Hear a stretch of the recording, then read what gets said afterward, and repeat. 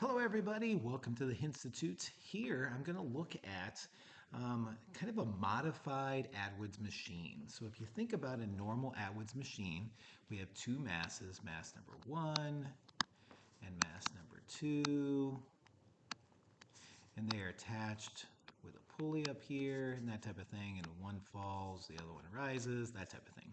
So we still have mass 1 and mass 2 on this particular problem, but the idea is that one of them is going across a table and the other one is going down an incline. So I like this problem in the fact that you get some of that. The other thing is, if you notice on this one, we've got the coefficient of kinetic friction between the horizontal surface. So block number 1 is actually going to experience some friction as block number 2 actually goes down the incline. So that's kind of the idea. So the first thing I'm going to do is I'm just going to draw a free body diagram for each of these problems. So if I start off, if I look at this particular, I'll look at mass 1, we have a tension in this string like this. And that's one of the things we're going to try to find is what that tension is. The other thing that's going to happen to this one is you're going to have friction. So we definitely have that. And then we have our friction is going to act in this direction. And it's going to be kinetic friction because we're actually going to move this thing across the situation. We're actually going to be trying to find the acceleration. I can go into other things on this one. We would have a gravity pulling down, so that would be m1 times g, and then a normal force pushing up. The nice thing is that normal force would just equal m1g because those are the only vertical forces and it's on a horizontal surface. So if I was getting really picky with this, I assume that Ft is actually going to be larger than Fk. It's probably going to accelerate to the right. So that would be kind of my assumption in this particular situation, that it's accelerating this way. Then mass number 2 is going down this incline. So again, let's assume that's accelerating in this direction. If I look at M2, I can draw my tension force. So it's going to be pulled back by this tension force. And this tension force is actually the same as that one. They're the same thing. It also is going to have, and I'm going to just go straight to this. So technically, yes, I know gravity is going to act straight down, but when you're on an incline, we always use the component of gravity, which is parallel to it and perpendicular. So rather than actually writing gravity, I'm going to write those F parallel and F perpendicular. And just like the other one, there would be some kind of normal force acting here, which when you're on an incline, the normal force equals your perpendicular force. So that would be what we have going on. Since this is frictionless, the incline is frictionless. Where did I find that? It's a frictionless surface for block 2 that's tilted at 45 degrees. We don't have to worry about it. So what I'm going to do is I'm actually going to set up Newton's second law for each one of my masses. So let's start up here at mass number 1, and let's set up Newton's second law. I'm going to do this in purple. So the sum of the forces are going to equal mass 1 times acceleration. So the sum of the forces on mass number 1 would be mass number 1 times acceleration. So here is what I'm going after with the sum of the forces. I have Ft is acting to the right, and I have friction acting to the left, and that should equal mass 1 times acceleration. Now, how do I actually find this friction force? So that's going to be important.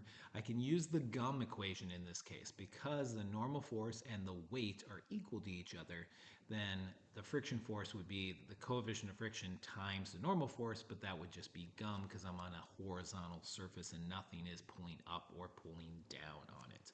So with that in mind, in place of this, I can actually write minus m1 mu k times gravity. That's, oh, I wrote it as mug, and I meant I meant gum. So let's flip the M1 and the G around. Sorry about that. It's the same idea, same equation. I just wanted to stick with what we've been doing. And Ft is over here, and then this equals M1 times A. So there's an equation.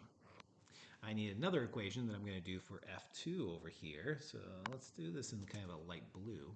So M2 has a parallel force acting down the incline and the tension, and the parallel force is in the same direction. So I'm actually going to start with that one.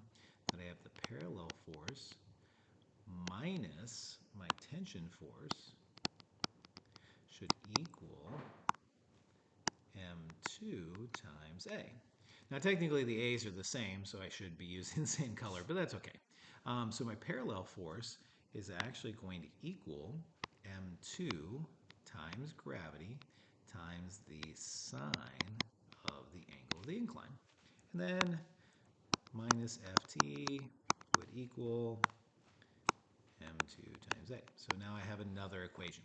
So here's the idea is I have two equations, I have a system of equations, I'm going to solve for it. The easiest thing to solve for is actually A, by actually adding these two equations. This is one of the things that happens with every Atwood's machine that I can think of, is when you add the equations, the FTs will cancel. Because on one object, the FT is in the direction of acceleration, on the other object, it's in the opposite direction. So adding those together. So if I do that, I end up with this big long equation. So I'm going to write this out. So I'm going to have this part, m2 times g times sine of theta. So that's kind of what we had before, where it was just hanging. It was just m2g. Now it's got that little sine theta because it's on an incline. So that's positive, but I have this negative over here. So minus, and yeah, I'll just leave it like this, the gum. But this is on mass number 1. And then that should equal, because the FT has disappeared, it should equal M2 times A, M1 times A. So I'm just going to write it as M2 plus M1 multiplied by A. In other words, the total mass times the acceleration. That's pretty much what we have. Now I can actually solve this for A by just dividing by the total mass. And that leaves me with, goodbye, just A on this side. I'm going to write this a little bit nicer, equals A. So it kind of looks like what we had before. Before we just had M2G minus M1G. Now I have M2G sine theta minus M1G mu k. So the mu k is causing friction when I'm on this flat surface, and the sine theta is because I'm on the incline. And then you're always dividing by the total mass. So don't write this equation down. It's mostly just for this particular setup, but just kind of to help you out. Then once you have the acceleration, so check, we just did part A.